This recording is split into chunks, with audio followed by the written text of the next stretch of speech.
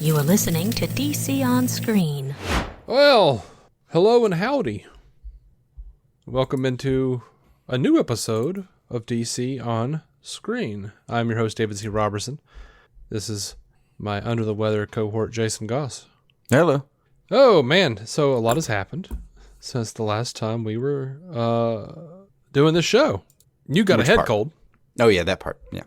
So if you guys hear heavy breathing, it might be Jason, who has sounded heavy to be heavily breathing to me just since we got on this call.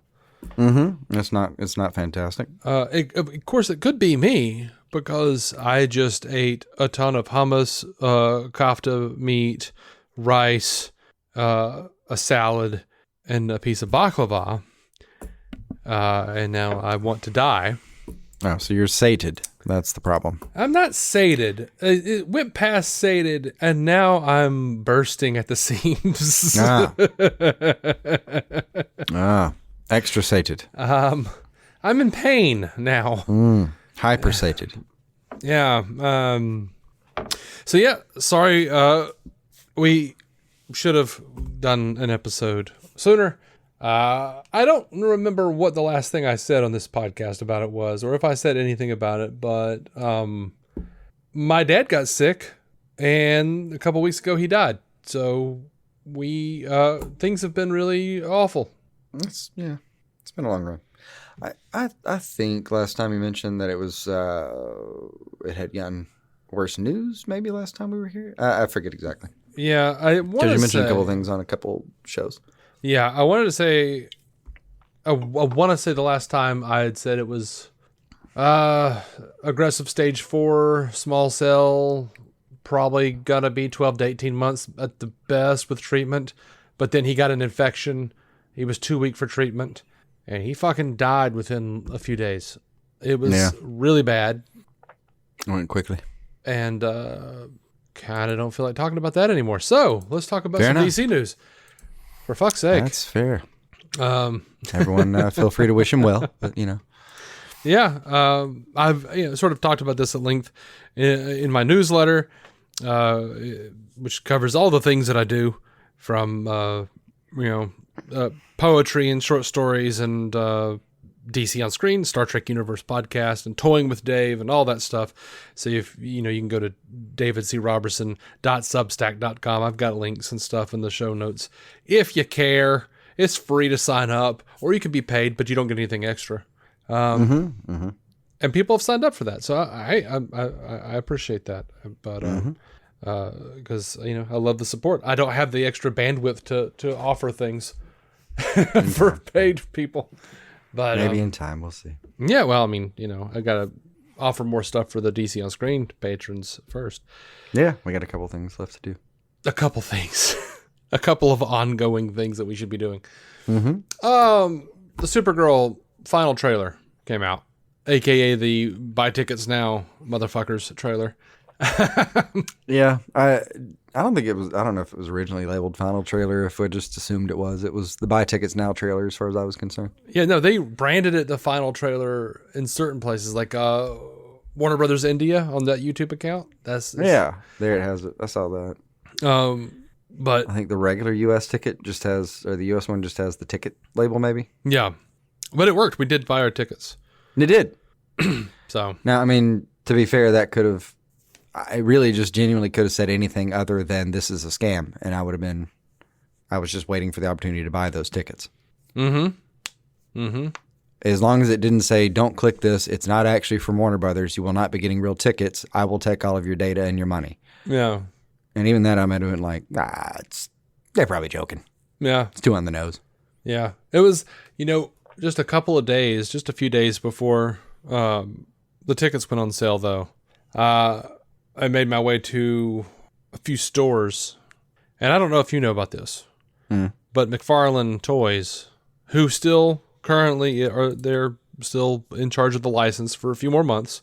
They put out a whole bunch of Supergirl shit. They put out Amelia Alcock. I got the one with baby Crypto, with puppy Crypto. She's got a sword. It looks fucking badass. I dig it. She's got a couple of different heads. But as a variant, they also released a Melissa Benoist Supergirl. And I was very pleased with that. I had to grab that. Is that where that came from? Yeah. Okay, I did look it up, and like they are not cheap. The Melissa Benoist one was like 25-ish, 26. They were both around 26, I think. Yeah, which the Millie was 35 because it's like the deluxe theatrical edition. They do have a $26 version that's like real bare bones. Yeah, I think I found the $26 one that's just like, hey, do you want this thing that looks like her? Yeah, you can have that. Nah, I'm good. So like they also had Moa as Lobo was out, and his vehicle is Space Hog.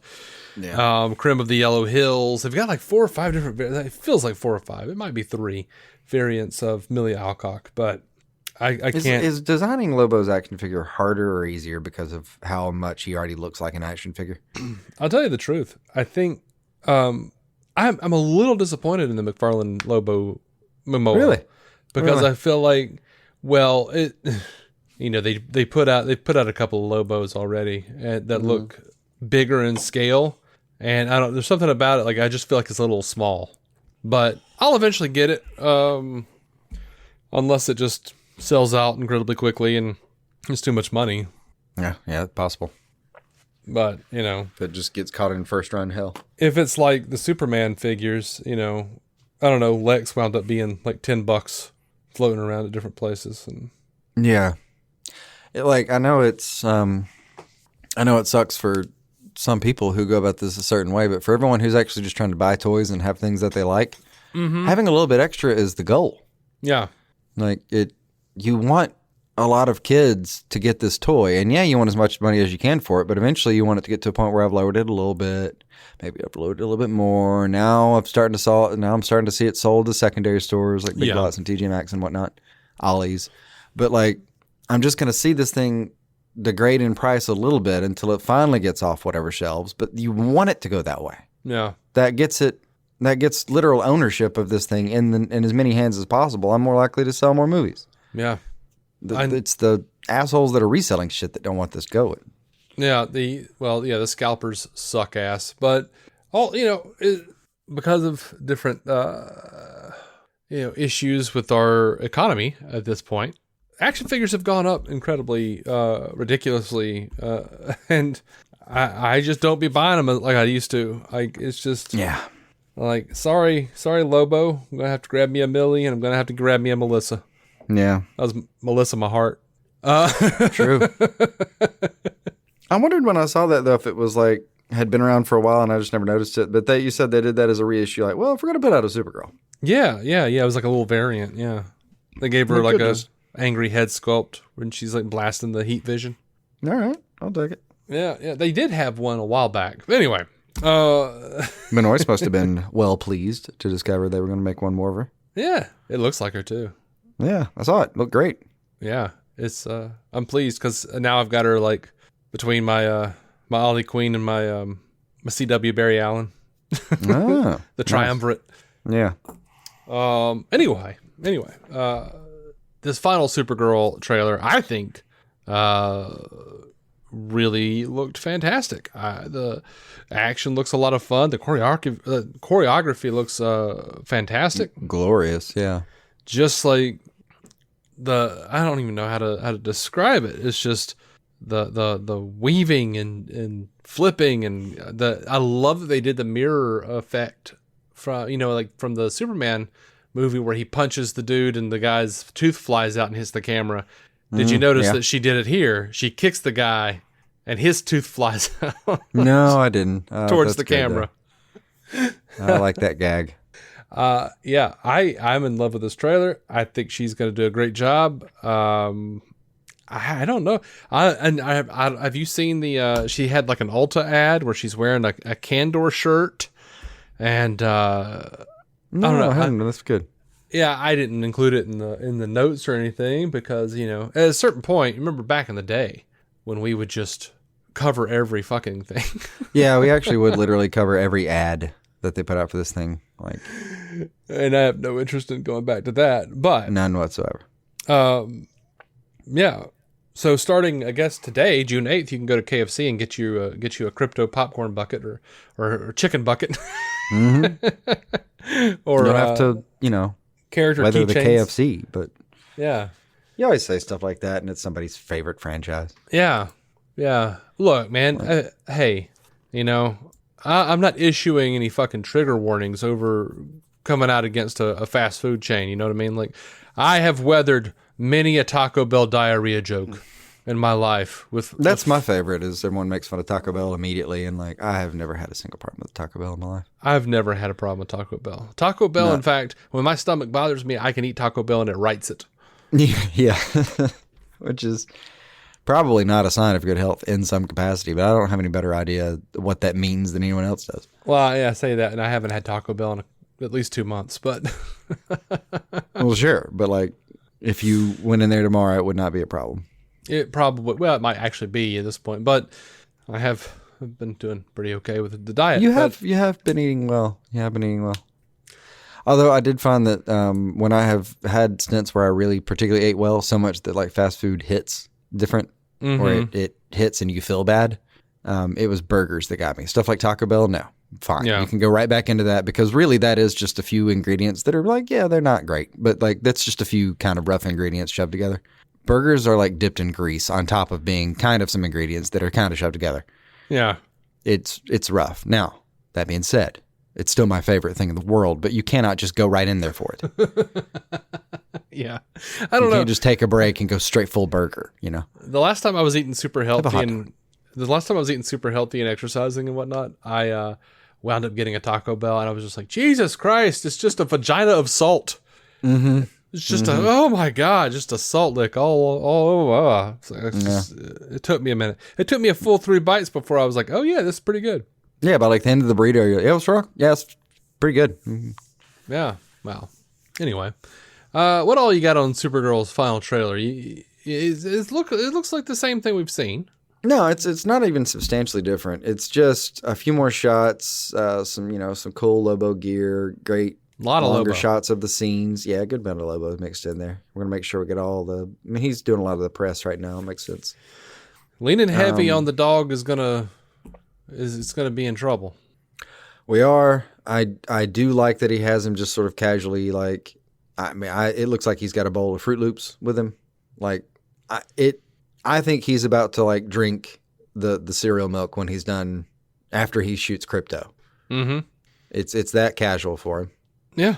It's not going to work out well. Someone else eating breakfast in a DCU. It really will be. Again, somebody else eating breakfast, and then she's going to be hung over the whole fucking movie. So if you don't think we're going to have a little bit of a Harley Quinn bacon, egg, and cheese sandwich situation, I don't know what to tell you, but I've got my money on that. Yeah. If Poly Market was even half ethical, I'd have bet on it. Yeah. So yeah, I really enjoyed the trailer. I like this also. God, I can't speak. This first clip that we saw of Kara and Superman meeting for the first time in the DCU. She's speaking Kryptonian and wondering why he's wearing his underwear on the outside. Yeah. It looks, for lack of a better word, sweet.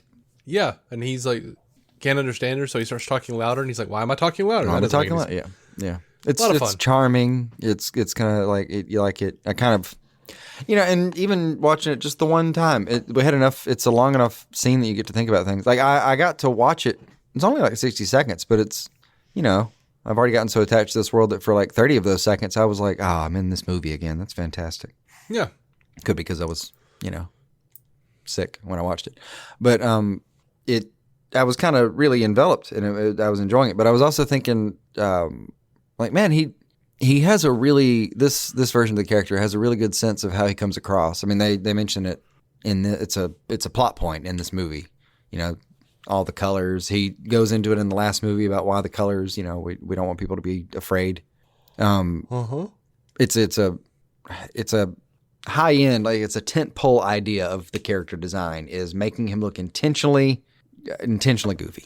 And so there was something about that like I'm watching her not know who, I don't know the context. She seems to have landed real close to the fortress. Solitude, So like it must have found the right spot in some capacity. I don't know. He knew she was coming somehow. Mm-hmm. But even still, he meets her. She doesn't know who the fuck he is. She's on a weird planet. Mm-hmm. But from her angle, like, she doesn't understand a thing he's saying, but he must come across as like, well, this guy doesn't mean to harm me. Right. Like, just put yourself in that scene again from her angle, and like, big dude, like all that visible strength, right? And like, do you get just any sense whatsoever that there's harm in him? You know, none. Maybe. I don't know. He seems so Maybe. nice. Just seems so nice. I would hope I would do it. I said this too about the other part of the movie is like when he drops that lady off on the roof and he like takes a minute to be like, hey, you're okay. Just take a minute to breathe. Like, God damn, what wouldn't you give for that guy to be the one that rescues you when you need it? Yeah, I'd be all right with it. So there was a weird interview where Craig Gillespie, or it was said that Craig Gillespie had inserted a carefully placed F-bomb in Supergirl. And Nong Vo said, obviously this is a PG-13 movie, so it's limited when it comes to ratings, but we have been like, is this her fuck? Is this her fuck? So we have different options. I think there's one that's special in Gillespie's heart, but we are having a lot of fun with it. And then CBR put out a picture that said Supergirl makes DCU history with the MCU took 15 years to pull off. And James Gunn responded to that story and said, there is no F-bomb, but Peacemaker in the DCU has always done this hundreds of times. Has already done this hundreds of times. So, yeah, that's a weird thing for them to say, like, oh, the Supergirl is doing what the MCU hasn't done. And that was like the DCU history. What are you talking about? Biggest talking point leaving Guardians 3 was the F-bomb joke. Mm-hmm. That was from GA, that was one of the most sticking, memorable points. Was just how plainly they used it there. Like they didn't hide it in an action scene where he's going to fuck. You know that it's open the fucking car door. Like it just sounds like you're in a Tarantino film for half a second. Yeah. Well, except he didn't say the N-word afterward. Yeah, true. Yeah, there wasn't any misogyny or racial discrimination on screen. But other than that. While someone showed off a toe ring. Mm-hmm. Mm-hmm. We are short a couple of landmarks, you're right. I love you, Quentin. Eat a dick. Mm-hmm. Going after Lillard. I didn't care for you before. Yeah. You know what? I'm not even a huge Lillard fan, but god damn it, he's pleasant, and you lay off him. Yeah, he's going to be on and Man of Tomorrow, so you might as well get used to him. Yeah. That did hurt me because I do like Tarantino's work. But yeah, he's got terrible personal taste. No, terrible. Yeah, I mean, I say I don't like his work, and I don't, just because I typically don't. I don't even mean to not like it in the trying to be provocative sense. I really don't. I've tried, but I know that about you. But him personally, I'm completely neutral. I just thought he was a weirdo. I have no real interest in him whatsoever. Like just. No thoughts on him whatsoever other than he may have a foot fetish. Probably does. This is the first thought I've ever had of him, and I don't like him now. Like, as a personal thought. Yeah. He does some very questionable things. Like, there was a point where, like, I would watch video of, like, critics coming against his stuff for being too violent and too cursy, and he's like, then don't fucking watch the thing. And I was like, yeah, Quentin, you fucking tell him. And then... I mean, yeah, that sounds cool, but... And then I started seeing, like, video of him when he's being interviewed with a bunch of black people, and he starts changing his speech incredibly. And I was like, well, that's fucking weird. Yeah. Crawls way too much into the frame there. Rein it in, buddy. Yeah. And even, like, his friends, his black friends who were sitting there, like, looking at him like, are you shitting me right now? What is this? Like Samuel L. Jackson is looking all like uncomfortable and shit, I love the idea that they're looking at him that way because like he wasn't doing that a few minutes ago. Because they're seeing that like, okay, like me and you weren't doing that. And then now I'm seeing that the camera's on and now you're doing some weird minstrel shit. What is happening? Yeah, it's awful. But yeah, then he started coming after different like Matthew Lillard, and he came after who else did he come? He came after somebody else that everybody was like, not him. Probably. Oh, fucking Paul Dano. Oh, yeah, I forgot about Dano. Yeah, where he was talking about how, like, he's the fucking softest piece of shit. And, like, that's the whole point of that character, dude. Like, Yeah. that's the whole point of that character, and There Will Be Blood. Like, I mean, whole I point. get that his whole he wanted to be making like a nuanced point about how that character would have come across differently if it was cast. You're trying to make too much of it, my man. It was cast for what it was supposed to be cast for, and played the way it was supposed to be played. What do you want? Mm-hmm. You just wanted a different movie, and then you've wanted a different movie, and somehow you've decided that Paul Dano's admittedly soft-featured face is the problem. What in the hell? It's not fair. The fact that he looks like a blurry turtle is not his fault. Like I like the idea that they have banned Quentin from all test audience screenings. Oh, yeah. I don't know. I doubt that's true, but I would love it to be true. And I really love the idea. Like just getting the comment card. You know, Paul Dano didn't say the N-word enough. Oh, yeah. there weren't enough feet. Yeah. I like the idea of anyone who lists themselves as a director not being allowed in those focus groups in general ever again. Yeah, that'd be great too. That'd be fantastic. It's aspirational, I'm telling you. Like, I'll make it a quick sidebar because we should get back, but like, we should. I've been doing these Nielsen rating things. Yeah. And it's like, we don't even have cable, so it's not going to be like, there's nothing they can truly measure, but they do measure streaming now. So occasionally you'll get something and it'll be like, hey, what were your streaming habits? But man, the last one I got was about radio stuff, and I don't listen to the radio. So I could have gotten the packet, opened it up, went to the back, said 0, closed it back up, and it would have been probably accurate. But just to have something to write down, I like turned on the radio for about 5 minutes one day just to see if it was worth a damn, and it was predictably not, and I turned it back off. And it was almost just to have something to write down. And even then, but I realized these are the ratings though that they're using, and they've been using it they're so aspirational is my problem.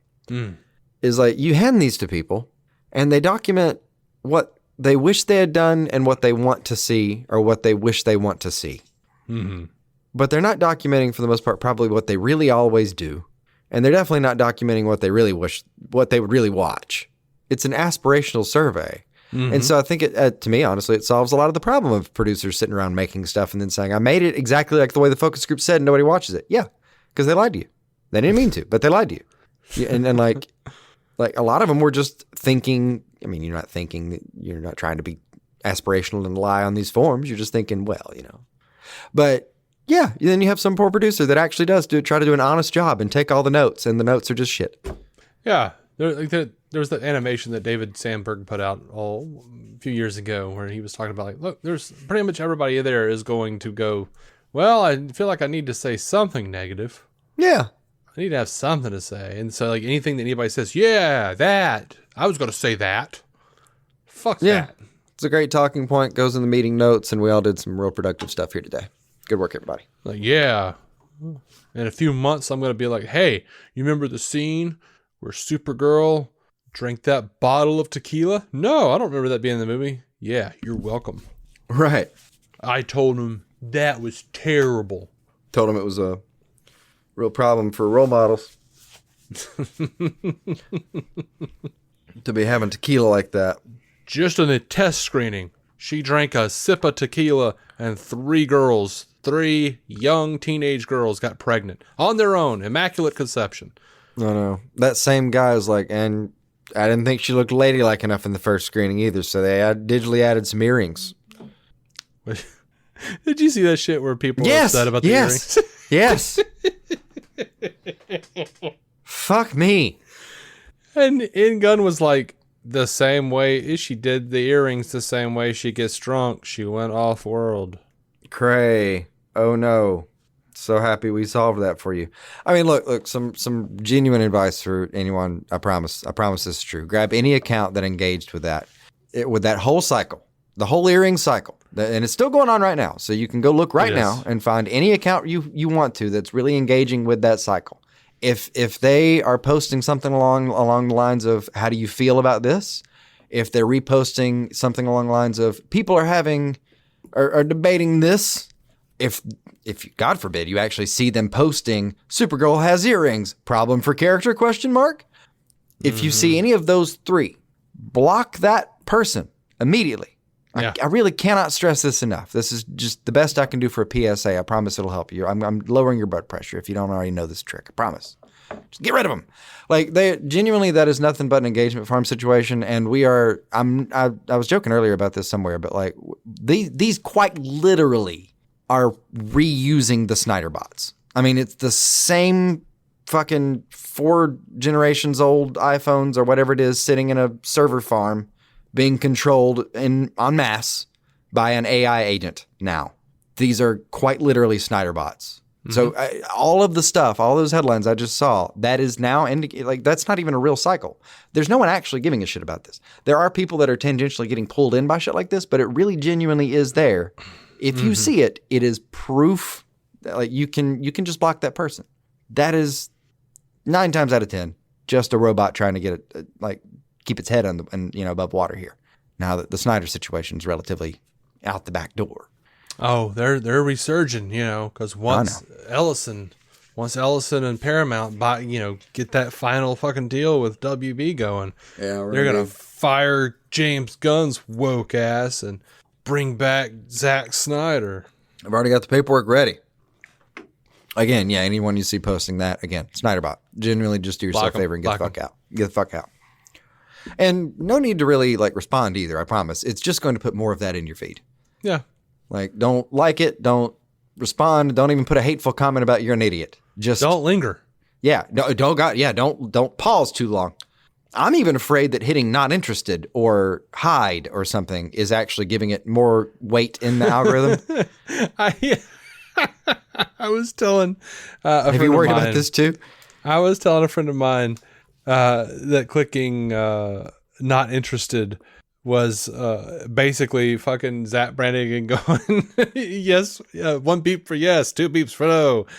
Absolutely. How do you plead? Boop, boop. Yeah. Double guilty. Yeah. Whatever it was. From where no fan has gone before. Oh, God, yes. Or my favorite, not as much a problem on like IG or whatever, but on Threads, which unfortunately is where I spend most of my time online right now. If you like the 3 buttons to actually hit the more button on there are vanishingly small. Yeah. It is impossible to hit on the first try. It's like a fucking carnival act. And the algorithm's going, look at all this fucking interaction. Yes. My you God. click it, and then you click it just to get into it, just to better hit not interested or block or whatever. And all the algorithm I think they see not interested. But then the algorithm is going to see not interested, and it's going to take one of the categories of thing that is and decide that's the thing you're not interested in. Yeah. I feel like it's going to say like either, so not interested enough to hit or interested enough to hit not interested, or they're going to be like, ooh, this triggered them. Show them more. Show them more of it, yeah. That is ultimately why I think the not interested button is a scam argument is probably true. If we had to bet, it just means you clicked on it, didn't it? Yeah, like you were there. But I like the only thing honestly, if I were designing this and trying to be duplicitous about it, the only thing I would actually take is if they close the app. Like it also registers when you're opening and closing the app. So I'm gonna see what it lingers on, whatever you bounce on that probably registers in some capacity. I would be shocked to find out that no one has actually thought of that metric in a world where they're thinking of metrics that are dooming us on a daily basis. Yeah. I have almost completely abandoned social media for just Substack. Yeah, I'm not sure. I'm like, oh, it's a bunch of writers saying funny writerly things. Yeah. I take screenshots and send it to you. That's mostly fine. I spent most of my engagement on Threads is just like going through whatever's left of AP News or whatever news agencies we still have there doing anything like reporting. Mm-hmm. I might see some of those in my feed or whatever, but honestly, it's just comedians. Like it's just comedians and comedians and comedians, and then like accounts like Supergirl or James Gunn or something like that. Yeah, So, like, for me, yeah, I'll catch news, which you can turn off the political thing all you want to, and that does not fucking matter. No. But yeah, like I'm catching all that, and I'm catching. But this is how I catch, like, oh yeah, this, the Supergirl trailer just hit or something like that. Mm-hmm. Yeah, social media sucks, man. What's funny is like Substack, like, yeah, man, I don't hear anything about superhero anything. Probably not. I don't know if the interest overlap too much there. There's Nothing a group. exclusive. There's a group, but it's not huge. Nothing so exclusive as, like, it's not there at all. Sure, it's there. Yeah. I've weirdly I've actually gotten more people. Actually, that's the thing about Substack that I'm liking, though, is that, like, it actually is like a community builder. Like, I've gotten more people messaging me and saying, like, oh man, what do you think of Supergirl coming or whatever? Like, I've gotten more of that there from way fewer accounts, way fewer so-called community than I ever have on Threads. You know, where I say, like, anything about DC or Supergirl or anything, no one gives a fuck on Threads. Nope. They're like, oh, it's just another fucking dude just talking about Supergirl. I don't care. Nope. Threads, the only purpose of Threads is to roughly catch just what's out there and joke around with comedians if they actually are on their account. That's it. That's the purpose of it. Yeah. You will not be getting a community out of that place. I promise you that. That seems to be, yeah. The consensus. I've tried too. I've tried hard on Threads, and I've got kind of pulled around to the just being like, hey, if you're a poet or like poetry or like short stories, fiction, and you're looking for a community, check out Substack because this fucking sucks here. Right. All right. We need to talk more about this. Look, man. Look. I accidentally covered some Supergirl in that little diatribe about please protect yourself. We just did a small bit about internet hygiene is what we accidentally did. But, Yeah. Man of Tomorrow, though. Gunn says that it's basically happening in real time, so Man of Tomorrow takes place about 2 years after Superman. I dig that. We got that. You saw the Lex Luthor Man of Tomorrow armor that Gunn posted? Looks fucking badass. God, that's ripped right out of a fucking book, man. Now let me tell you this. I don't know if you've seen this. There are a lot of set videos going around of him walking around in that giant practical suit. I've blocked as many of those accounts as I can, but yeah. I think it looks great. I've seen a few people going, not gonna lie, it looks like Buzz Lightyear. Like, yeah, that's fucking what Buzz Lightyear looks like. Why we don't. Yeah. It's why we have a Buzz Lightyear. I'm like, yeah, you mean it looks exactly like the fuck it's supposed to? Right. Gotcha. It looks great. I have not watched a ton of the videos or anything. What I've seen glancing, I thought, like, hell yeah. I will tell you a little bit of this. I will tell you this because this just got me excited, and I don't feel like it's a spoiler because we know where this is going.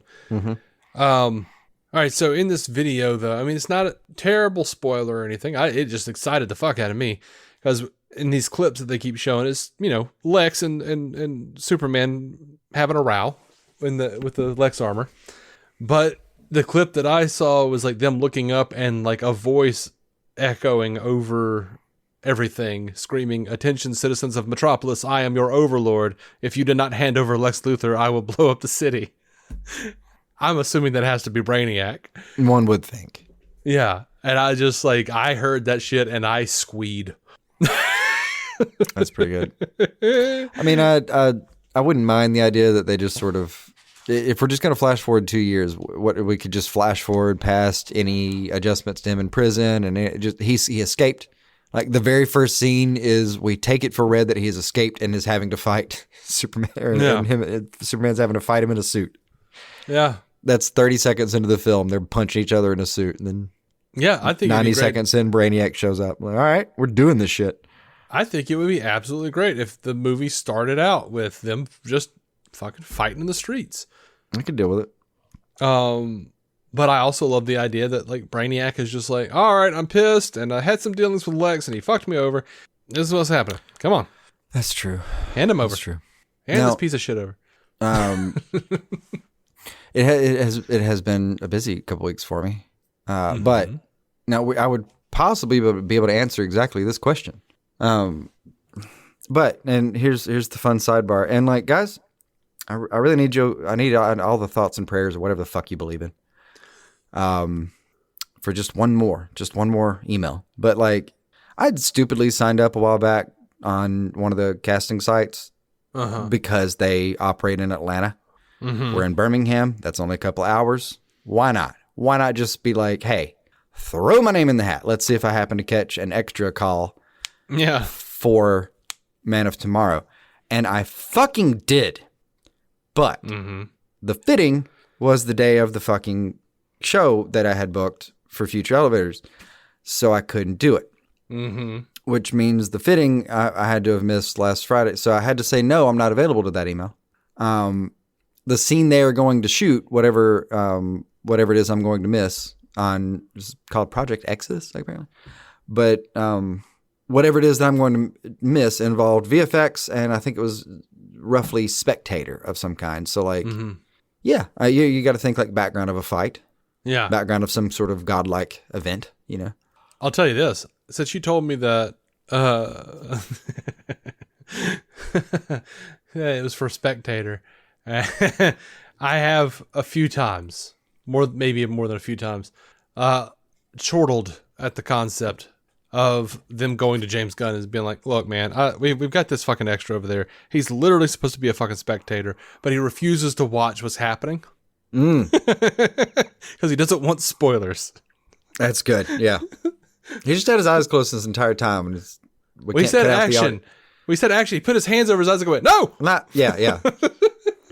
Mute. We can't cut out the la la la la la la la la la out of all the background dialogue.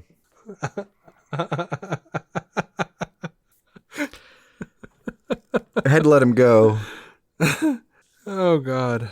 I said something about an interview before he left.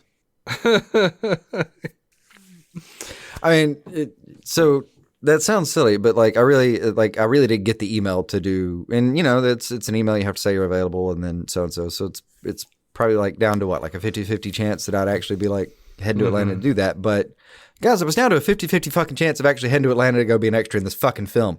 Yeah. And I had to say no because I didn't want to let 4 other guys go on stage without me that night after we had fucking practiced for 6 months for this shit. So like, look, happened to be the exact wrong day. Had it been a day before, a day after, I would have gone. I would have dropped everything. The exact day I couldn't do. And I say all that to be frustrated out loud in the hopes that the universe will correct this for me and send me another damn email. Because I will then drop everything. Right. Well, speaking of 50-50, Sebastian Stan was at Cannes promoting some film. And Deadline says that in their report, soon Sebastian will be in London over summer for Matt Reeves' The Batman Part 2, where he'll play many roles in this one. And then Stan was asked how he feels about the role, and then he says, quote, taking on Two-Face and working with the hair and makeup teams who have devised how this disfigurement will look. I'm nervous and trying to keep surprising myself. Well, the cat's just out of the bag, isn't it, Stan? How much was the bag over the cat previously? We knew he was playing Harvey Dent, but we didn't know if it was Two-Face. So like, right, like if there was a burlap sack sitting over it, it would be sitting flat, and you could see the shape of a cat in the bag. Right, you could see. I can make out the fact that there's a cat in this bag. Right. Yeah. Which they could have done anything because they had previously said Harvey Dent, so they could have done anything. They did in Gotham, where he was never quite there. We talked about this last time, how maybe he'll never even become Two-Face. Maybe Gilda becomes Two-Face in this version.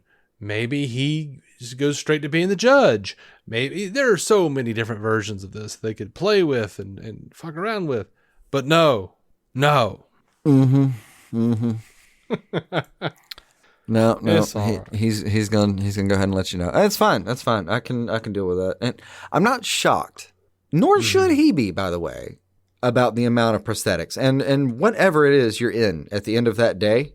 need to be thankful it's not whatever Colin Farrell was previously in. Yeah. Like, clearly a crew that is comfortable with that. I mean, hell, the Joker even looked, pretty fantastically fucked up in his little segment. I mean, there's a lot of people in chairs. He's going to get real comfortable with some playlists. Yeah. And by the way, since, Matt Reeves has announced all these people, and they haven't announced Barry Keoghan, there are reports saying, like, well, we're pretty sure that he's not going to be in it. No, don't believe that shit. No. Barry Keoghan has been very weird in some interviews. I'm pretty sure he's in it. They're keeping it under wraps. I haven't seen him in any, and he strikes me as someone who might just come across weird anyway. I mean, he's being, purposefully coy, He's being obtuse.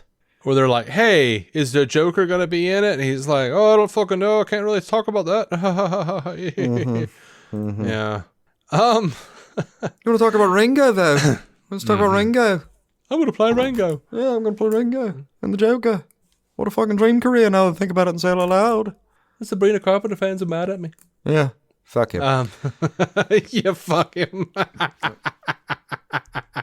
I forget what he do there. Oh, who knows? I don't know. I've seen a lot of the fans say that he did something to her wrong, cheated on her or something, but I don't know for real what happened, if anything. Who knows? I could see it. He's got a fucking dream IMDb right now. Yeah. Man is making a career over there. Yeah. I mean, me and you were talking about, Banshees earlier today, and, he wasn't even a focus. He's just in a movie that we were talking about earlier today. Mm-hmm. Yeah, we were talking about it yesterday, and then I saw that story. It was yesterday? Shit. It was yesterday, but there was a story that said, we're pretty sure that Barry Keoghan's Joker isn't in Matt Reeves' Part 2, and then their subtitle brilliantly was, oh God, what was it now? Well, that dream's dead, or something like that. Whatever the line was that Barry Keoghan said in The Banshees of Inisherin. It was good. Hold on. Let's see. I knew I would. There goes that dream. Yeah. Well, there goes that dream. Yeah. There goes that dream. There goes that dream. I was so impressed with that. I found the author on Twitter and messaged him. It was like, I was not expecting this reference today. Well done. Fuck. This is great. I do not agree with your assessment that this means that he's not in it at all. I understand you work for a clickbait site, but This is a fantastic fucking subtitle. If this was your idea, coup the fuck dose. You know what? I'll extend it one further. I'm even willing to grant you that you probably just thought of the line and it was so good that you jumped the gun on the journalism part. And you know what? Without condoning or condemning, I understand. Yeah. No, I'm condoning and condemning, or I'm condemning, but not condoning. But well, I'm condoning the line. But anyway, I'm all over the place. Hey, right. July 31st. Guess what happens? Guess, Jason. Fucking guess. Do you know? Really? No, I don't. I feel like I'm supposed to. Yeah, you should. Hey, Batman Caped Crusader Season 2, all 10 episodes drop July 31st. They've got pictures. I'm seeing what looks like some Firefly. Looks like some Carrie Kelly dressed as the Gray Ghost. What the fuck is that about? I don't know. That sounds cool, though. I'm seeing some Riddler question marks, I'm excited. I liked Season 1. I can even do with a rewatch of that first season. I might throw that in the background to refresh myself. It was good. Yeah. Looks like we got some Joker shots here. Got a little Harley Quinn. I don't know where you happened upon that news. Did I tell you where I saw it? No, I don't think so. On Threads, but it was under the Lego Batman's account. Or no, I'm sorry. It's not Lego Batman's account proper. I think the account is just named Batman, but it is clearly Lego Batman branding. So I think it's just an account named Batman, and the idea is that it's kind of roughly a Lego Batman vibe coming out of the thing. But anyway, so they're the ones that released the thing about the 31st. Well, that was also the account that recently somebody was like, "Hey, now that I'm thinking about it, why didn't Lego Batman rebuild his parents?" Mm-hmm. And this account just came back that was insensitive. Yeah. Well, why it's like Lego Batman themed is because the new game came out on the 22nd of May. Is that it? Because I can't remember how far back I've seen that account and what it was themed before. I'm going to guess is that. because Lego Batman Legacy of the Dark Knight just came out. Dude, they even did apparently like a big chunk of the story is like the story from the Batgirl movie that got canceled. Oh. Like Firefly is doing some shit at like a Wayne gala, and fucking Barbara suits up for the first time to fucking tell Lovely. Batman. Like it's the thing. Like, screw it. Throw it in here. Yeah. Apparently, people are raving about it. Like, it's apparently a really big deal. It's apparently good stuff. I don't know. It wasn't even on my radar. Just for fun, if it were me with that Batman account, there's so many voices for Batman. I would just make it whatever the logo is. You know, if it's Lego Batman as the logo for a while, be playful. Mm-hmm. But then I can make it one of the Dark Knight kind of like kind of logos, and for a while, all of my comments want to come in are like the gruff guy. You know, like, you can just have fun with it every few months. Mix it up. Yeah, I hope see they that. Do you need to take a break? Yeah, let's take a break. All right, we'll be right back. All right, we're back, and we're gonna head directly into a bit of DCT. I just poured so much water all over my legs. Lovely. Yep, that was not. I tried. That was a sad display. I successfully and silently took a sip of something. Thanks to an update from the Writers Guild of America website, we know that Kira Snyder of The Handmaid's Tale and Janet Lynn of Bridgerton are Paradise Lost writers. Huh. You know, the Wonder Woman prequel series set on Themyscira. Yeah. Both have worked on heavily female-focused shows with high character counts and high concepts, while the shows they're most known for may seem removed from the superhero world. Snyder has also worked on major genre projects like The 100 and Alphas. Did you watch Alphas? I felt like you watched Alphas. I hadn't thought about Alphas in a while, but I did. It was a cool concept, and I enjoyed the show. Okay. Well, cool. Someone asked James Gunn if characters like General Zod, Doomsday, Dr. Fate, Black Adam, Ultraman and the Crime Syndicate, and Darkseid will ever join the DCU. Gunn replied, 2 of them in not too long, indicating that at least 2 of the characters on the list will make their DCU debut very soon. Well, look, we know. Now, we can know we have that Darkseid. list again? Just to General Zod. Okay. Doomsday. Okay. Dr. Fate. Mm-hmm. Black Adam. Mm-hmm. Ultraman and the Crime Syndicate. As a package deal, yeah. Uh-huh. And Darkseid. So here's my thought. First of all, we know Darkseid is coming because he's going to be in Tom King's Miracle Man. Yeah, I think that's the easy which one. Is DCU. So we got Darkseid. All right. I feel like we can rule out Black Adam. And I feel like we can rule out Dr. Fate. Yeah. Because he was in Black Adam. Yeah, I think those are going to come together if they're going to come at all. So then we're down to Doomsday, who was just on Superman and Lois. Yeah. So let's rule out Doomsday. Everything else. And not to mention everything else. So Doomsday, and also they might be doing a Doomsday on My Adventures with Superman as well. I don't know. But I'm going to guess no on Doomsday. General Zod, we did just see him in The Flash. So I think Ultraman is going to make his return. We never saw a body, and I think he'll be coming back with the Crime Syndicate. I think instead of Bizarro, they're going to wind up having Ultraman be the Earth 3 evil Superman who brings the Crime Syndicate with him. That's my guess. Yeah, but okay. So,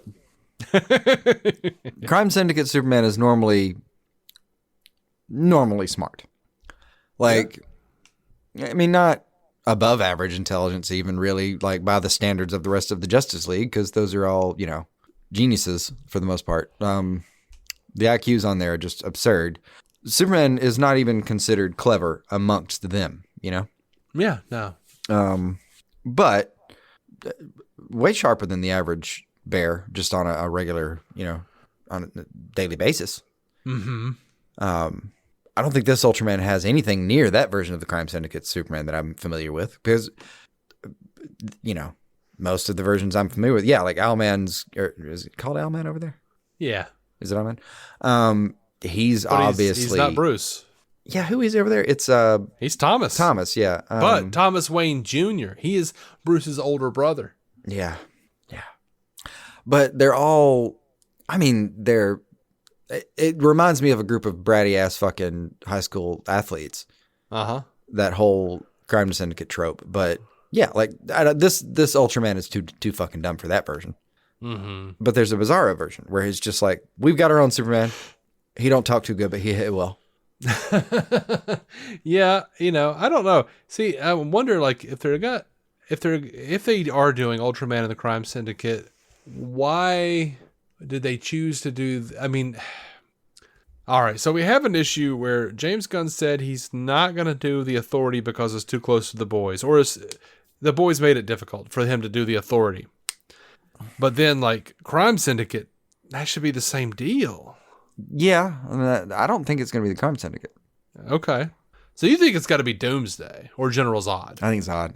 I think the boring answer is Zod. I think we'll meet Zod in Supergirl because we're going to meet some of the characters on planet on Krypton. That's probably a pretty good idea. I just, because he was just done in Man of Steel and he was just revisited in The Flash.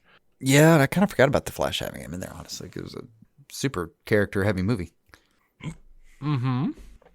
But I'll take Doomsday. I mean, I'll take General Zod over Doomsday.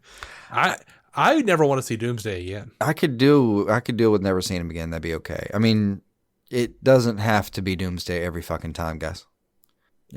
And I guess that also is a little bit boring to me. Is like there's something about if you have Superman, you're eventually going to have Darkseid. Darkseid is, as far as that go. Like you have to have something powerful enough. Well, and like I know there's a lot of stuff that's powerful enough in that universe. Hell, you can grab any random magic user and that might be, like, Zatanna can maybe take the motherfucker down. But Gunn said that he wasn't going to have Darkseid as a major villain for a long time. I agree. I'm just saying, like, in terms of power escalation, you get a few movies in, you land on a few kind of routine characters. And what I'm learning over time is that, like, you can build in Darkseid, and that's probably the way you should go. Is a lot of the time. It's just like, hey, I know it's predictable, but he's there for a reason. And that's what we should use him for. Because I think the alternative is a lot of times people think, well, we just got to get that. We got to get Doomsday in here because like that's the big storyline. No, it's not. It's the big storyline from the childhood of those 60-year-old fucking producers that are in your ear. It's not the big fucking storyline for anybody else in the goddamn world. I mean, I don't think I agree with you. I don't think I'm he's sad. as important as people make him out to be.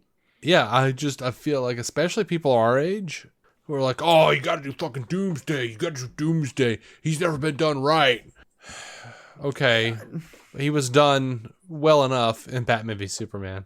He was done pretty damn right there as far as like the power escalation thing. And oh, he didn't have his rat tail. Good. I didn't want all the Hulk Hogan comparisons to deal with like that. Yeah. And I'm actually, if that haircut, and we'll call it a haircut, that whatever pile of rocks that looks like a hairline up there, if that wasn't actually drawn after Hulk Hogan when he had a bandana on, I'm shocked. Yeah. Look, man, Death of Superman's not, it's not so much. I have those books. Yeah, we've all got them because like it's one of those can't swing a cat kind of books. Yeah. Look, if you I'll tell you what, the most powerful thing, there's three things in Death of Superman / Funeral for a Friend that are the most powerful things you're going to see in some DC. One is the fucking Superman in Lois's arms with the cape like a flag fucking tattered on the wind. No, it's an excellent image. Oh my God. That's just, how do you not think excellent of that? Image. Number two is probably going to be the fucking Funeral for a Friend poster, not even the book. The poster of all of like the fucking pallbearers of Batman and shit, and all these like superheroes bringing the super casket to its final resting place. Yeah. Three, just them like fucking finding Booster Gold in outer space, floating and going Doomsday. Yeah. Yeah. Just Doomsday whipping the Justice League's ass, as it were. And it happened. God. And yeah, the reign of the Superman is fun. Part of me wants to see the death of Superman so we could get to Reign of Superman.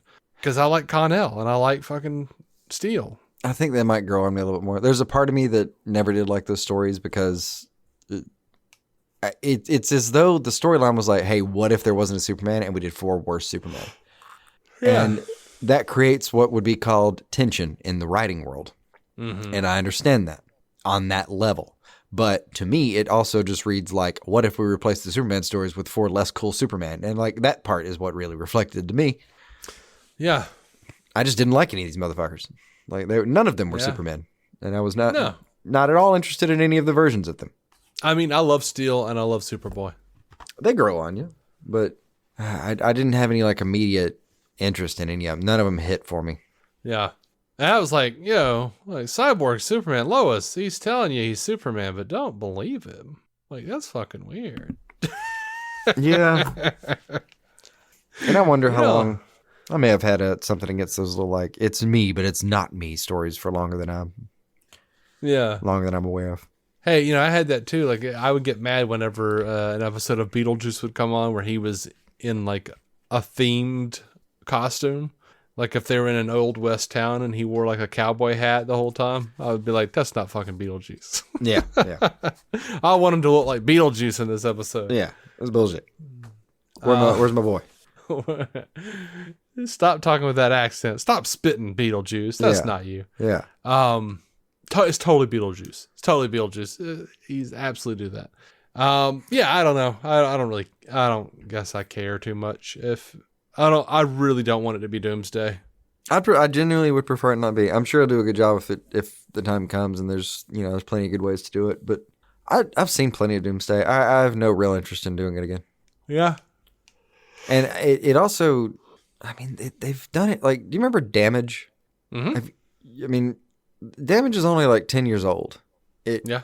And it was supposed to be this character that had nearly Hulk-like level. He's just a big clobbering fucking machine. I mean, he was. It was supposed to be this giant bruiser that Wonder Woman, I think, was maybe the first one to encounter him or some shit. And it was just like she was hopeless against him or some shit. Just whatever. But the point is, it's not the first time just a giant, immovable rock of a human or force enters the universe and just has to be dealt with. It's boring ultimately, though. Mm-hmm. It's just throwing a missile at Superman and seeing if it works. And that's not the part of him that I like as much. Yeah. You know what? I was not thinking of the character you're thinking of. Oh, which one are you thinking of? I was thinking of the one from Marvel Comics. There's a Damage over there. Okay. Yeah, there's a Damage over there. I was like, it's a fantastic. I don't remember him. I'm not shocked. I don't remember him being that way. Hold on, let me look at it real quick. Oh yeah, okay. Because he's a cyborg. So I thought that's what you were making you were jumping across from Cyborg Superman. No, there was. And then I was like, oh, okay, yeah, never mind. Yeah, but I know. Yeah, I know the Damage on 10, DC. 12 years ago, some new team that was going to come up. The book didn't go off, so it just sort of, withered away. It had a cool set of new characters in it. That I think there was a character named Sideways that I want to say still is bouncing around. A teenager that can kind of like bounce between universes and does some fourth wall breaking. Huh. Some kid that had to keep a muzzle on because he could do something with blood that was ridiculous. That I think he was like a hemokinetic or something. Anyway, cool characters in there. I thought it had a lot of potential. It was a mystery to it. A lot of cool stuff. It didn't last. I don't even think it made through its original run, as expected run. It says he was part of Young Justice, Seven Soldiers, and Justice League. What is He looks like Spider-Man? this Damage guy? No, Sideways. Sideways, yeah, a little bit. Kind of like a black and whitish thing. Yeah, that guy. Yeah. He looks like Captain Boomerang meets Spider-Man or Venom, maybe. Mm-hmm. Yeah, a little bit of me. New Age of DC Heroes was what the line was supposed to be. Sideways, Damage, the Silencer, the Terrifics. That was the other thing. The Curse of Brimstone, the Immortal Men. Oh, the Terrifics. Yeah, they were supposed to be. I think I was reading something like the Immortal Men. Yeah. It didn't go anywhere. Sad. Yeah. That was why. Oh, it followed Dark Knight's Metal. So that was why I ever got into it. The New Age of DC Heroes, like the wiki page. You gotta love this. New Age of DC Heroes, originally titled as Dark Matter. It wouldn't have mattered. Comic book line from 2018 to 2020. Not even as old as I thought. Fuck. It includes these characters, blah, blah, blah. Were set in the DC universe following the events of Dark Knight's Metal. And then the next sentence, the line was considered a commercial failure. Yeah. That's all it has in the description. Well, I'm looking at the artwork for this Sideways book, and I hate it. Oh, that might have been a problem then. Not like... It's not bad. It's just... They're doing this thing that the X-Men books did for a little bit, which was color over the pencils, but do not ink. And I hate that fucking look. That weird fucking muted look. I hate it. Has I'm like, almost give me... kind of a watercolor kind of flush to it. Yeah, I'm just like, just give me fucking strong black contour lines. Just ink it, you son of a bitch. Ink the fucker. Yeah. As one does. There's a long way to go around just saying that, like, we've tried characters like that before. Yeah. And big bruising characters aren't necessarily a big, easy win. And when Superman died and all those people carried his casket, it was like the 12th time he'd been killed. Like, I get it that it's a big event. It's just, I think it's a bigger event in certain memories than it really is on paper. Yeah. I remember my grandfather pulled out the newspaper and said, "Oh, it says here they're killing Superman off." And I'm like, "Oh, okay." And he went, "He ain't dying." I was like, "Oh, they'll probably kill him." And he's like, "Yeah, but he'll come back." Yeah, he sussed it out. All them funny book people come back. Yeah, it's just not a hard formula to suss out. You don't have to have a high degree of media literacy to work that out, I don't think. Yeah. He's like, man, I remember, in during the war, I'd see him on the newsstands.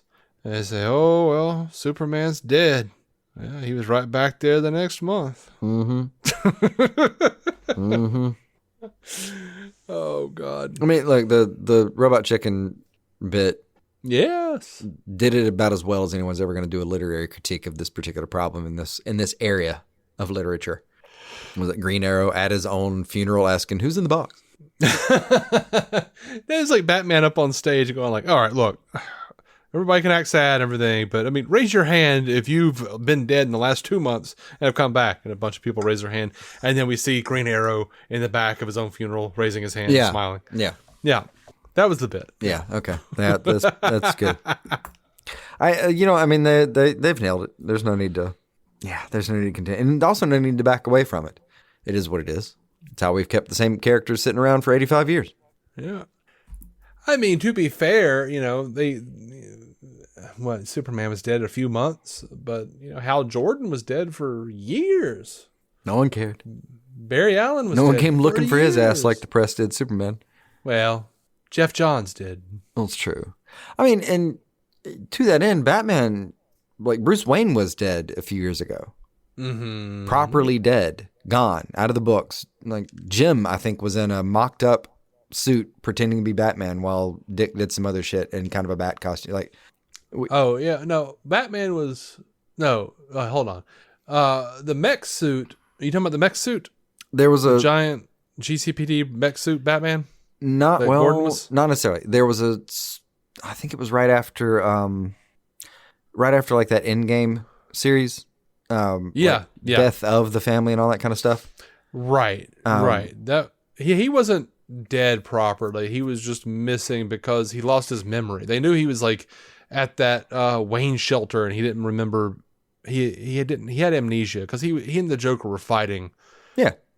They fall in that cave kind of situation. Right. See, I thought you were talking about when Batman died, when Bruce accidentally got sucked back in time or something. No, so that one with Grant Morrison. Yeah, with Grant Morrison. But that's another one. Like Bruce himself has gone away for a couple months here and there with the reader in faux suspense. I mean, look, the faux suspense thing was so big a deal that in '66 they were doing it at the end of every 2-part episode of fucking Batman. Yeah. Like, yeah, it's a It's such a known thing. It's funny to it's funny to watch people. But if you walk up to random 60-year-old dude right now and say like, what's the most memorable thing about Superman? They'd probably be like, didn't they kill him once?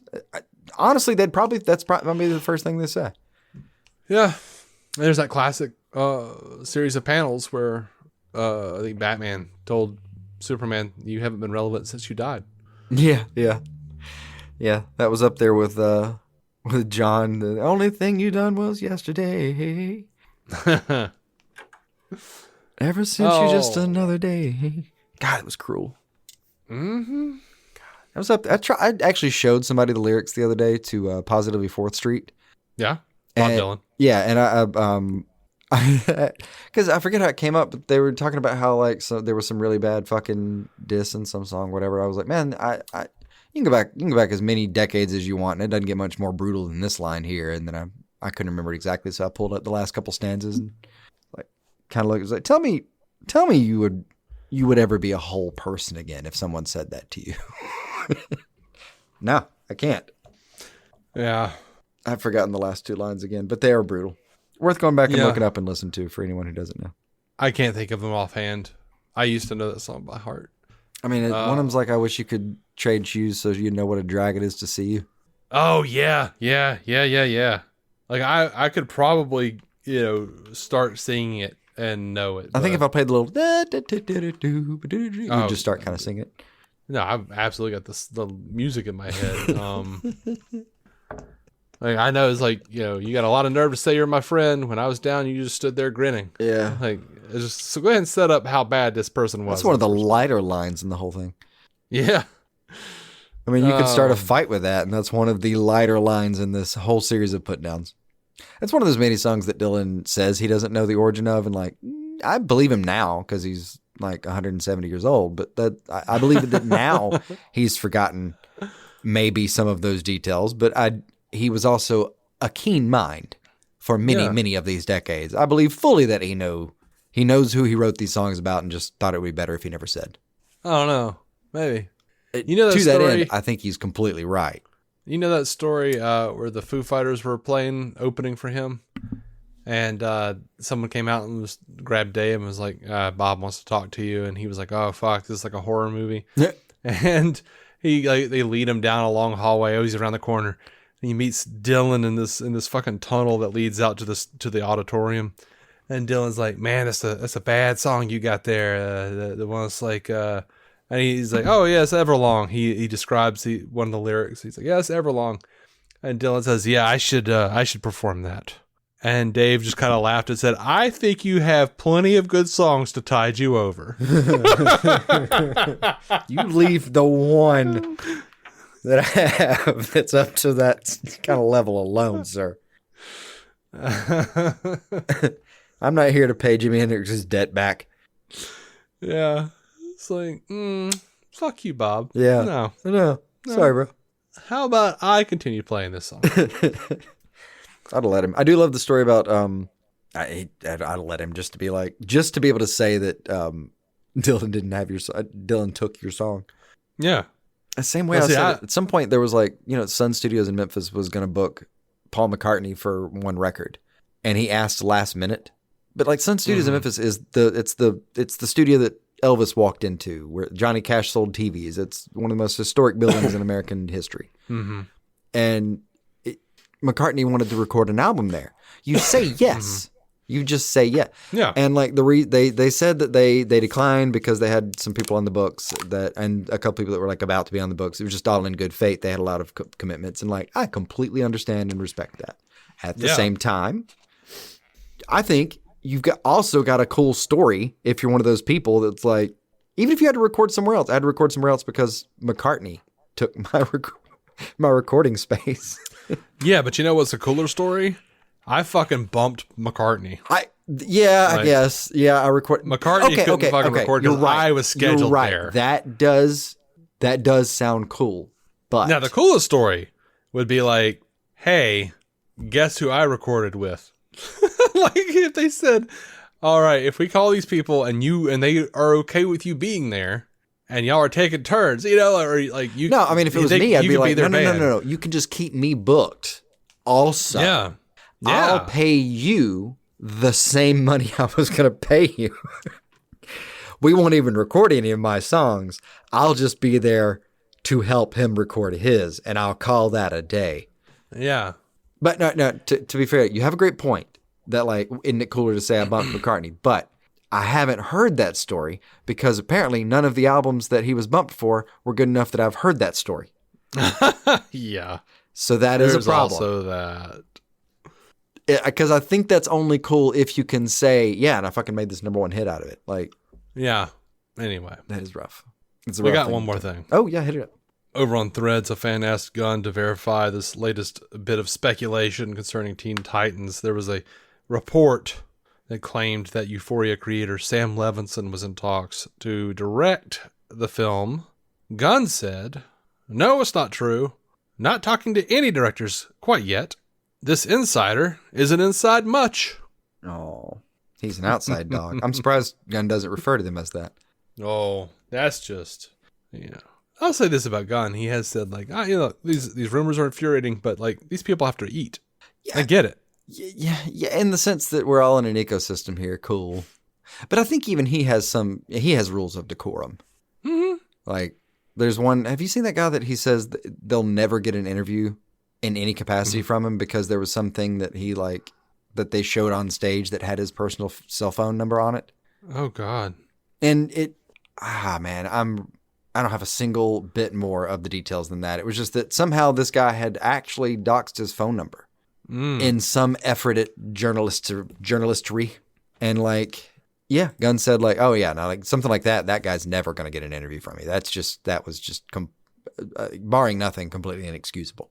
Okay. Yeah. That's terrible. Yeah. Even if that was just like a mistake, an honest mistake. Oh, it's an honest mistake that you are maybe not qualified to be in this industry if you've made. Yeah, that's crazy. I think he even said it was like at a con that he showed the number to somebody and it was at like a con screen or something. So he just, Gunn said he had a bunch of people like hit him up with that number being like, is this real? Yeah, it's fucking my number. Yeah, I guess I missed that one. I'd take a minute to find that one. I know he does occasionally snap back a little bit angry at some of these on Threads, and those are fun. Like, you remember, I think it was, I want to say it was right before, no, it was during Peacemaker. Because he had people, and we were among the people like that were kind of like concerned with some of the run times, like, ooh, you got to tell a lot of story in 36 minutes. But he put something out around there that was like, y'all, and it was like in response to somebody's thread. So I kind of thought, oh, that poor guy. But he quoted somebody and said like, y'all need to cut this shit out with the demands about runtime or some shit like that. It was real direct. Mm-hmm. And it was real, y'all need to cut this shit out, I think is the pair of, it was, I'm only a word or two off there. Yeah, I'm surprised I haven't seen more about how short Supergirl is, because it's an hour and 48? Is that what you said the other day? I think so, yeah. I think that's what it showed on the but I'm like, good. ticket screen. That's about 20 minutes more than I can last with my bladder. Yeah, that's fair. Everybody just wants more and more and more and more and more, and then you bitch about everything you get. Fuck you. Yeah. People are still giving shit about Lanterns. Lanterns looks great. Fuck you. It does. Hey, hour 48 is like, I'll tell you this though. Yeah. Just the quick thought was like, an hour 48, same reason. If you told me any movie in the world for any given reason was an hour 48, I would never think twice about it. It sounds like a perfect reasonable runtime for any movie. Yeah. It's about 30 minutes more than what I grew up with. Because like genuinely an hour and 20 minutes was a pretty standard runtime back in the day. Admittedly it pushes 2 hours, but right now it's probably about average. All right, so my first and only concern then, and it went, I don't know if you did the mental gymnastics like this that I did, was like, ooh, that's a lot of story to tell in an hour 48. And then I kind of thought, okay, well, that's because they're not going to tell the whole fucking story. Like, it would take you about an hour to sit down and just read the actual comic book. Does that sound about right? Maybe an hour and a half. I like to look at the pictures. Yeah, I mean, definitely 2 hours if you linger. But I think 1 hour if you just really go through it. I mean, pretty minimum. But like the point is that whole book just to read is not small. We're not going to get the entire book interpreted on screen. No. And if I just took the couple of stories out of that bus trip that I really needed, because I'm going to have to leave a couple planets completely untouched, probably. I mean, you got to have room for Lobo. You got to have room for Lobo. But like, you remember like that one planet where, they basically one race was basically just buried in a yard in the back and they refused to talk about him and stuff. Like, I don't know if we have time to go into whole allegories of whole planet allegories right now and stuff. That, I don't know, that bit in Supergirl and Woman of Tomorrow, when that dude is just going about his fucking work and digging graves and shit for his people. And then Kara helps him and does it for him. I hope that's in there. That says so much about her character and who she is. I hope I fucking want that in there. I really do hope that is there. You're right. But it is such there are themes and there's definitely a whole story, but there are not so much vignettes, but there are chunks of that story that I could take out if I had to get it down to a 2-hour thing. Because if I really just tried to film Tom King's book, it's a 7-hour movie. Mm-hmm. I can't do that. So if I trimmed it down, I don't know, man. Hour 48 makes about as much sense as anything. You say that, but we're about to get like a fucking, 8-10 hour Lantern story? Yeah. Which I could deal with. I mean, don't get me wrong. You could tell me Woman of Tomorrow as a bus trip where they were just sort of hitting a new stop and a new planet over a series of specials, and I would have told you that sounds fan-fucking-tastic. And by the way, if those Lantern episodes come out and they're 30 minutes apiece, people are going to bitch like a motherfucker, and I'm going to be like, that's a 4-hour movie. Fuck you. It is, yeah. That's basically a movie about the prequel and sequel all at once. Mm-hmm. I got to admit, though, now that you say it, I'm fully expecting 55-minute episodes.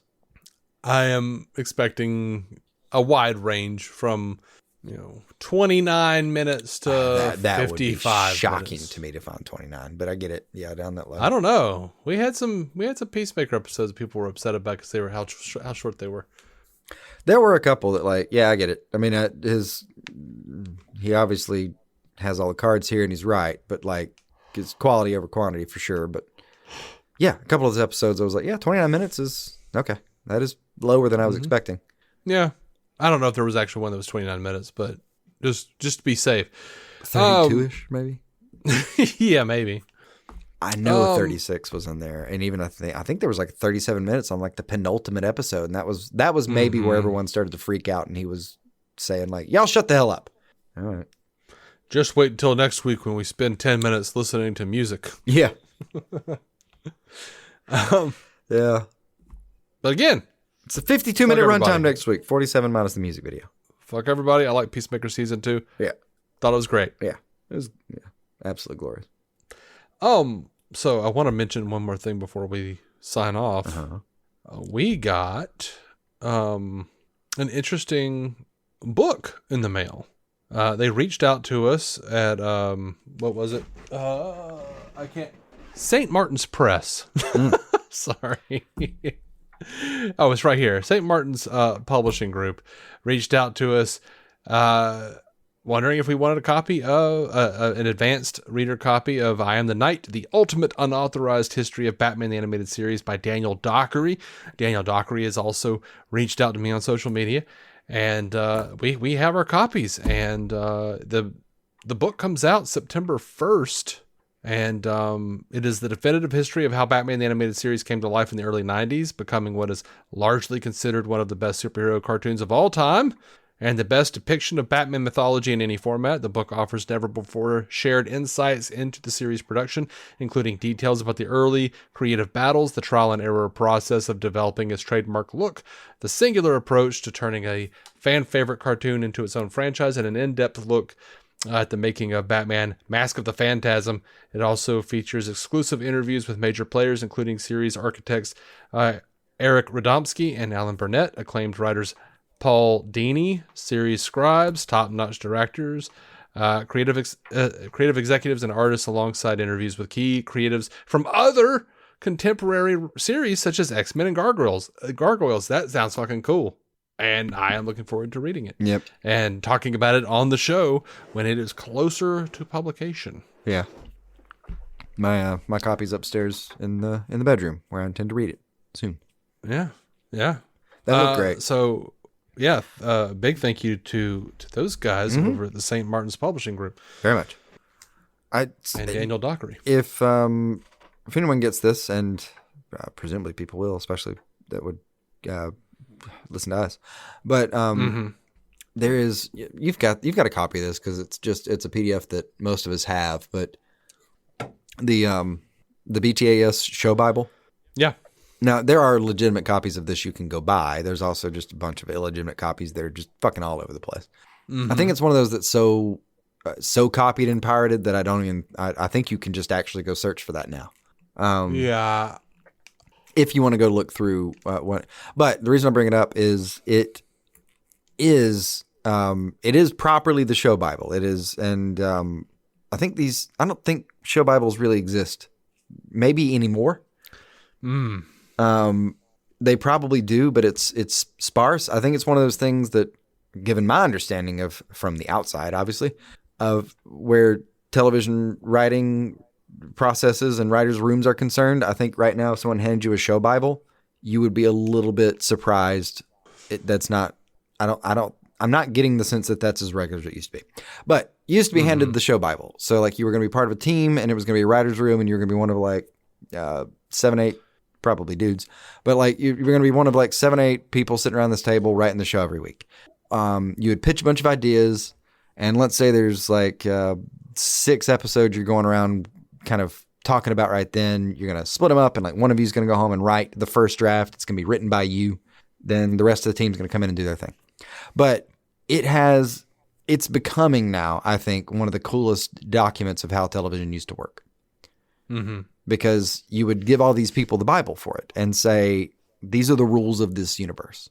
And the reason I was so curious about that was I wanted to see how this unauthorized biography lines up a little bit with the Bible. I mean, they're going to lay on top of each other, obviously. Yeah. But hey, quick question. Because I know you grew up in evangelical, conservative Christian home like I did. Did you ever discuss or say anything about a Show Bible when talking about television around your parents, and then get the third degree because you said Bible? No, I didn't. Oh, I did. Didn't know about those terms. I did. No. I was talking about I was like, okay, so according to this book, like Roddenberry's original Show Bible for Star Trek. Oh, what? And it just, what does that mean? Term Show itself Bible just throws a wrench in the entire fucking conversation all of a sudden. Yeah. And you're just like, wait, what? Why are you upset? Yeah. There's only one Bible. Yeah, and it's such a big deal that we can use that now as a flexible term, a reference point with which I can maybe reference the idea that a giant tome of ideas all collected in one area. Like, it's for the same reason that whenever I talk about the character Beast in the X-Men, I couldn't say Beast. I had to say Hank McCoy, because if I said Beast, it'd be like, the Beast. What are you reading about that has the Beast in it? Good Lord. For fuck's sake. That's rough. That is rough. I mean, we didn't have any that were specific to that term because I didn't know that term at the time. I'm sure I would have gotten a conversation started with it if I had. But I mean, same time, like I had a book on the history of psychokinesis that at some point I think I've said this on the show before, but like my mom burned it in our fireplace in the living room because it was of the devil somehow. I don't fucking know. We sat by the warmth of my book as it burned, and I argued about how absolutely fucking dumb this was. Yeah.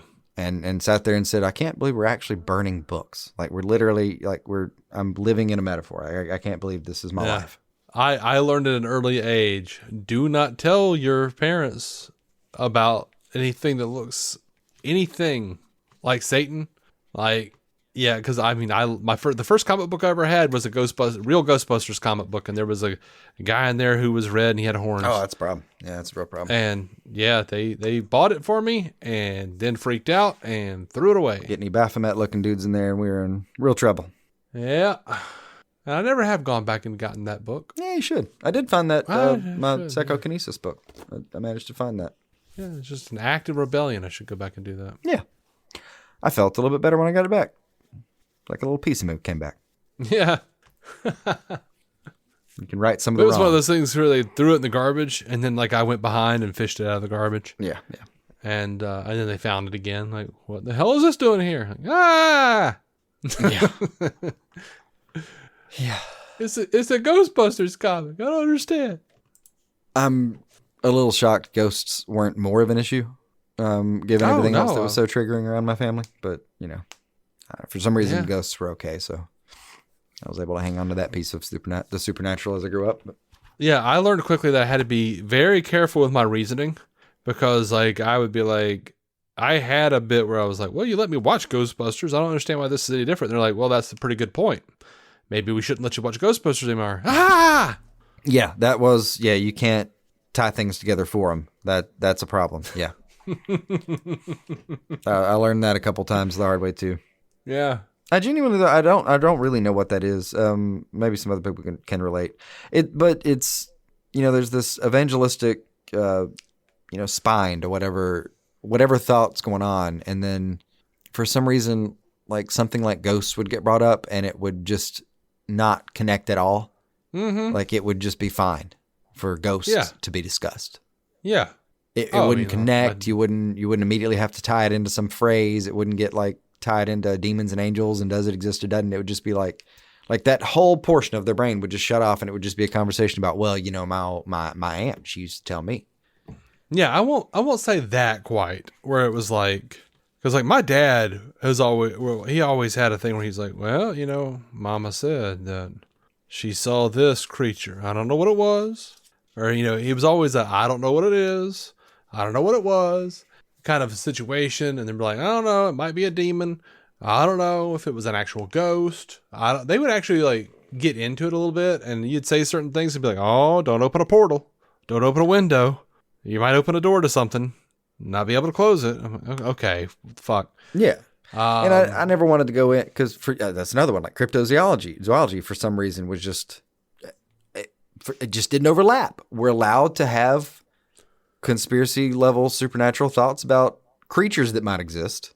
Oh, yeah. But then if I didn't want to go point out that, like, well, shouldn't Bigfoot be in the Bible or on the Ark or something? That would have just ruined the whole thing. That would have been a real problem. My dad would have known the verse that hinted at something like that. That's the thing. My dad talked about, like, he would be like, well, he was the first one to be like, well, it says in Genesis that the sons of God found the daughters of man to be fair and created with them men of great renown. I think that was the Greek gods, and they created people like Hercules. And I was like, that's a fucking awesome headcanon. I like this interpretation. I dig it. You should dig into that. Yeah, I'm like, oh, absolutely, that's awesome. So it made my mom mad, right? But just because she was tired of hearing us talk about it. Oh yeah. But I dug that shit, and he was the one to be like, oh, tail like a tree trunk sounds like a dinosaur to me. Like, ha ha. But a lot of other people in the family. No, it's the Hodag. Sure. Oh, okay. And now all those people are annoyed with me and Brittany, who are like, well, there is room for conjecture regarding reincarnation and spiritualism. Yeah. Wow. Yeah. Now let's talk about Mothman. Yeah. I had a conversation about that recently where I said, well, I'm not using it as like a scientific document. I'm like, you just read me a genealogy lesson out of this thing. It's historical documents are also considered scientific documents for the purposes of this conversations. Yeah. There's room for my science and your God to overlap if you just let them be, but you have to interpret some of this metaphorically for it to work. Yeah, you do. If it helps to remember that some dude that wanted a divorce dragged it into a back room with a quill a long time ago and had his way with it, that helps me. We need to stop this. Let's be done with this episode. Hey, love you, buddy. My medicine finally kicked in at some point, and I'm sneezing it, or I'm blowing my nose at like half the rate I have been all day. It's just borderline energetic for me. Yeah, and I'm wilting on the vine here. Right. I was hoping I'd get less full. Desated. Thing thank you guys so much for listening.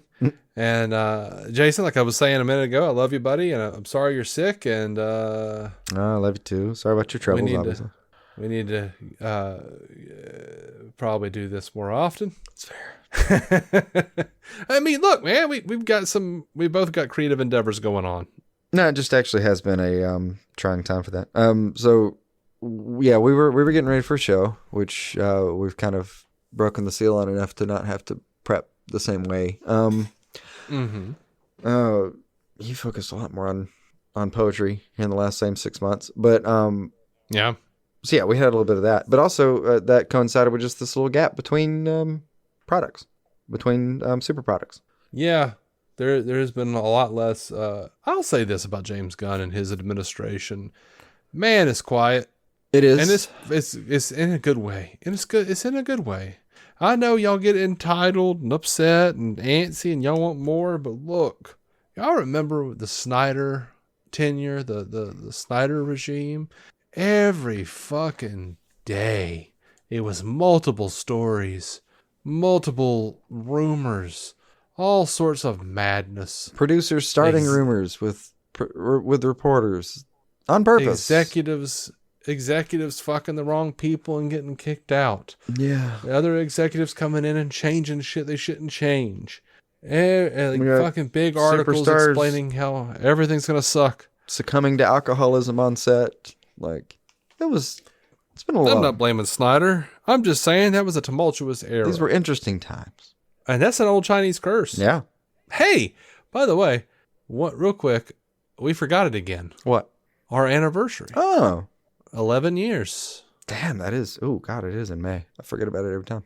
Yeah, May 18th. So. Because it's also like right next to my actual like wedding anniversary. Yeah. Yeah, it is. Which you would think would make it easier to remember, frankly.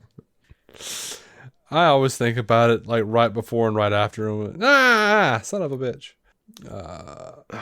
See, given the time, that's probably about the time that I'm remembering that I have a wedding anniversary coming up and have to figure something out. Yeah. But I don't remember your wedding anniversary. I just remember it was hot as fuck. It wasn't that bad. I don't know. Oh, it was terrible. Probably. I was incredibly drunk.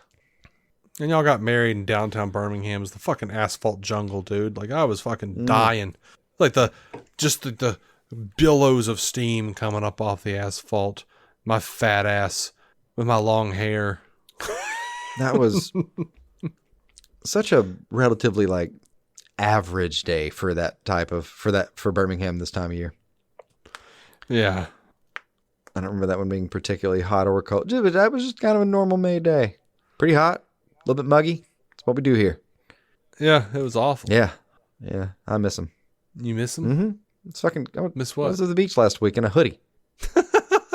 Well, that was your problem. You went to the beach.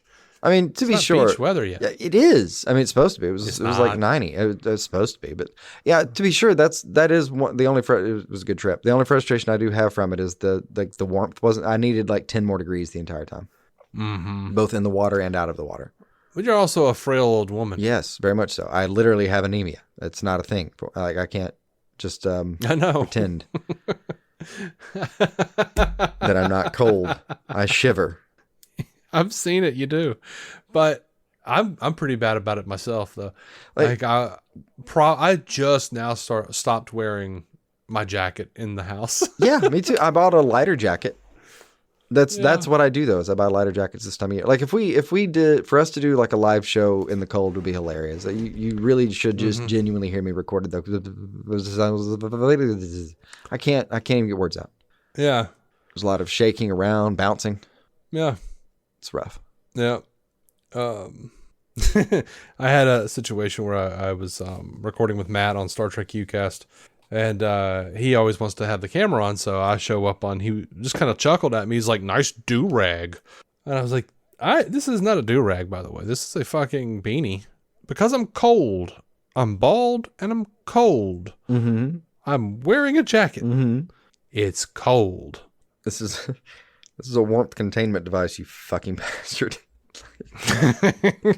And my wife runs hot, so I'm not going to make her be hot. But I can just bundle. Yeah. Yeah, I get that. That is a conundrum.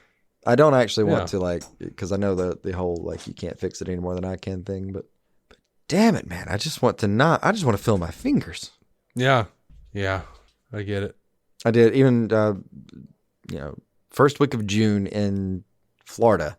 And genuinely, as I was getting out of the couple times I was able to actually get in the pool, as I was getting out, I was just shivering already, trying to reach for a towel. Yeah. Screaming at children, "Don't splash me! I'm trying to get in! Give Daddy a minute!" All right. I think that's it. Yep, wrap it up. Are we good? Yep. All right. Until next time, which at this point is June 8th. Very well may be the Supergirl review. Who knows? I think my gut says we'll have another one between now and then. Have one more? Yeah, I think they're doing so much press that we'll just have. Not that they're going to have a bunch of new press. I mean, you've seen everything. You're supposed to see it. Go watch the movie. For a second, I thought you said nude press, and I was like, "Oh, he was hoping." No. I mean, you can run what we have through Grok if you want to, and nude it up all you want. I don't know anything about all that now.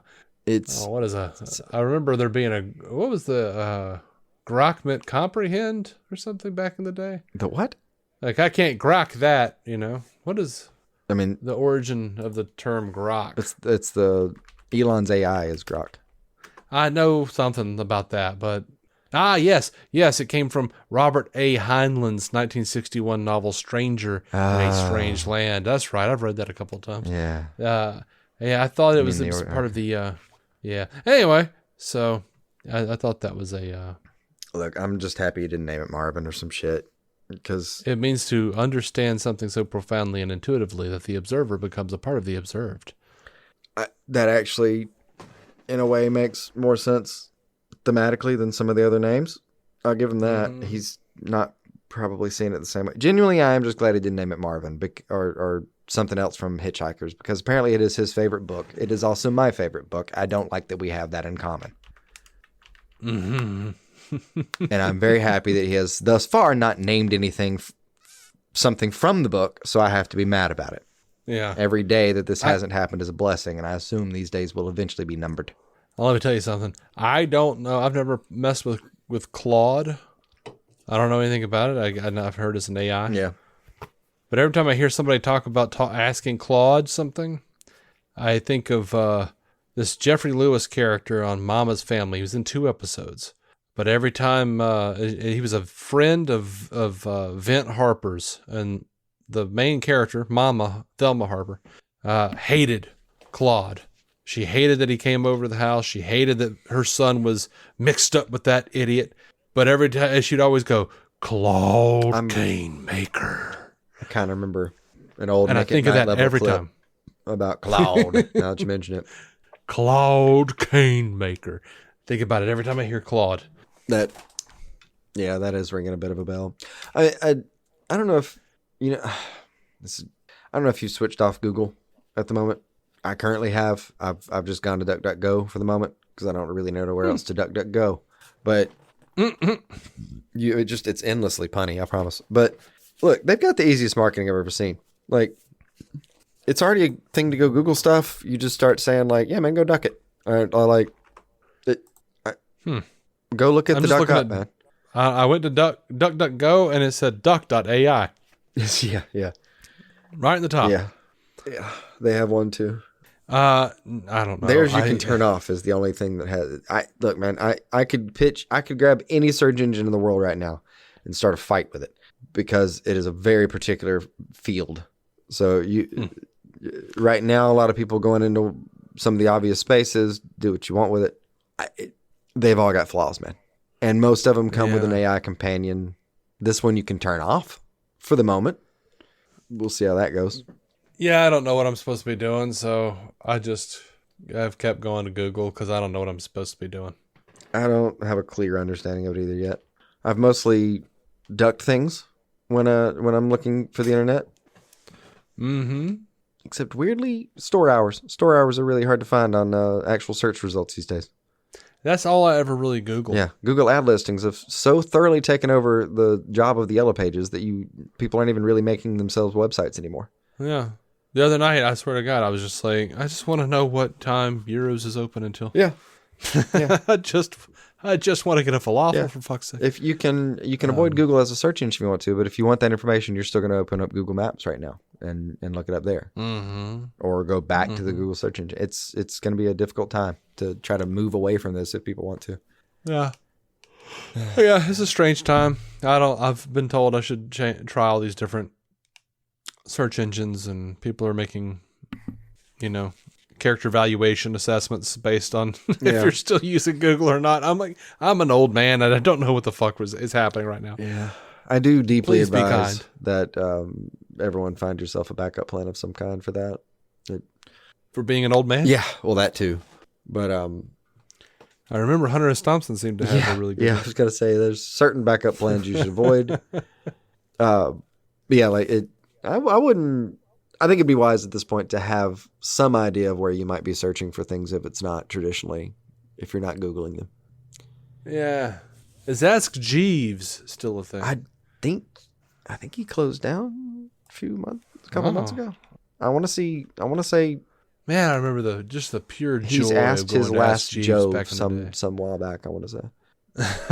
It's shut down. Yeah. Yeah, I remember going to Ask Jeeves all the time when I was a kid. Like, yeah, I'm going to go to Ask Jeeves, see what Jeeves says. It had cooler marketing. Look, it did. I liked it. Yeah, who's out there doing their thing maybe still, I think. But I think they might just be... Yahoo? Yeah. Yahoo! Yeah, how do you lose with that kind of marketing? I know. They managed.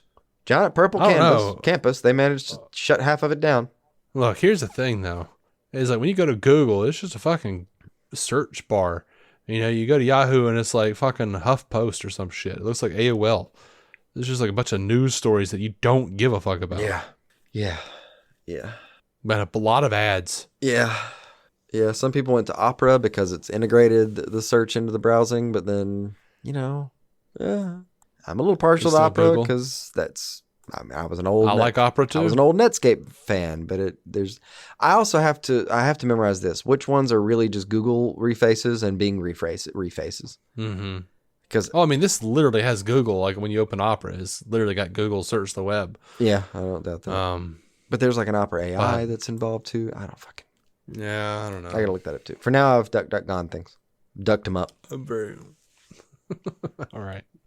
Easiest marketing anyone will ever do is just replace the word duck with fuck, the same thing your phone has been trying to do this whole time, and rebrand around what to do. What will we do now that Google can't be a verb? I don't know. Will ducking have to look it up? Dear ChatGPT, what do I do? Like, oh, Lord. It will be like that. All right. Hey, the tired. same four nerds in a trench coat at this other website now. Yeah. When is Supergirl playing? It's great that you asked about Supergirl. It shows how intelligent you are. Shut the fuck up and give me the answer. My dad always would be like, hey, you can't, I don't know how y'all find all this stuff. I try to Google it and it won't come up with nothing for me. And we're like, damn it, Dad, that's Facebook. Stop typing questions into the Facebook search bar. Yeah. How do you know the difference? I'm you're on Facebook. Yeah. I don't even have Facebook. You're on You're Facebook. on it right now. Right now. That's the only thing that seems to open on your phone, actually, is this app.